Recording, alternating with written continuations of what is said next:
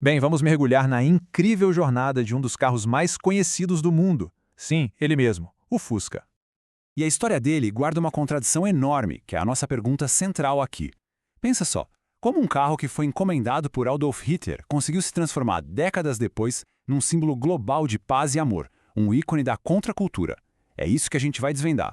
Para entender tudo, a gente precisa voltar no tempo, lá para a Alemanha do pós-Primeira Guerra Mundial. Era um país que precisava ir muito de um carro que fosse confiável, barato, um carro para a família.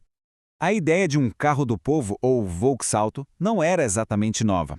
Vários protótipos já tinham surgido, mas o ponto de virada, o que realmente deu o pontapé inicial no projeto, foi um encontro em 1933 entre Ferdinand Porsche e o recém-empossado Adolf Hitler. E antes de ganhar o apelido de Fusca ou Beetle, o nome oficial do carro era KdF-Wagen. Isso vinha do programa do partido nazista chamado Kraft durch Freude, ou Força através da Alegria. Ou seja, já nasceu como uma ferramenta de propaganda.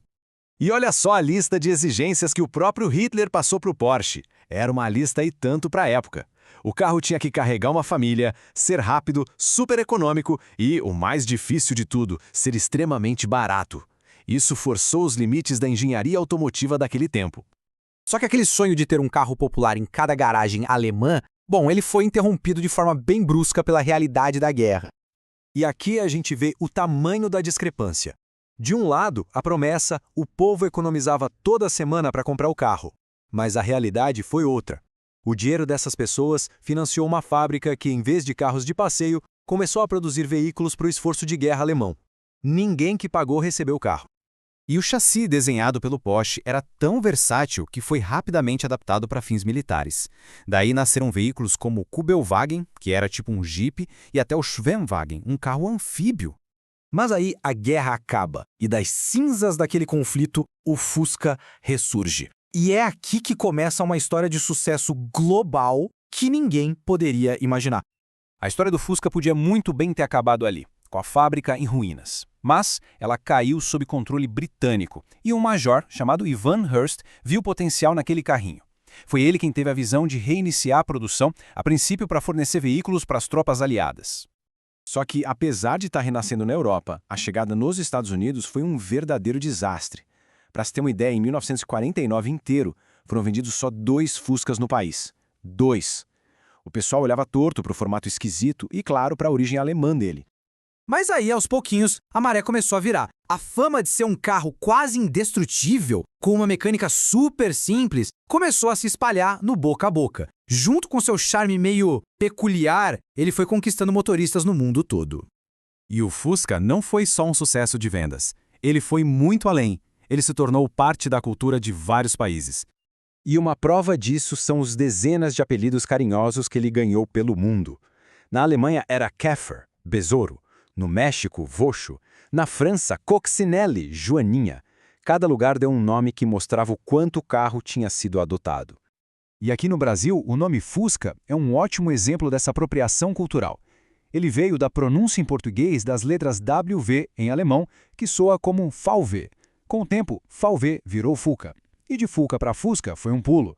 Mas é aquela história, né? Até o carro de maior sucesso do mundo, uma hora teria que parar de rodar. Em 1972, o Fusca atingiu um feito gigantesco. Ele ultrapassou o recorde de produção do lendário Ford Modelo T, se tornando oficialmente o carro mais vendido da história até então. E quando a produção finalmente terminou, o número total era simplesmente impressionante.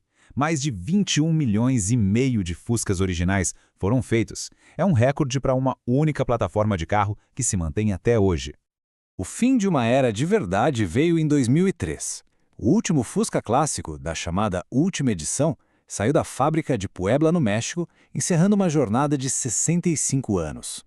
O modelo original tinha saído de linha, mas o design do Fusca era icônico demais para simplesmente desaparecer do mercado. Primeiro, tivemos o original, né? Aquele carro simples, motor traseiro refrigerado a ar, robusto, que definiu uma geração e conquistou o planeta. Aí, em 1997, a Volkswagen lança o New Beetle. Era uma releitura cheia de nostalgia, mas agora com um motor dianteiro baseado na plataforma do Golf.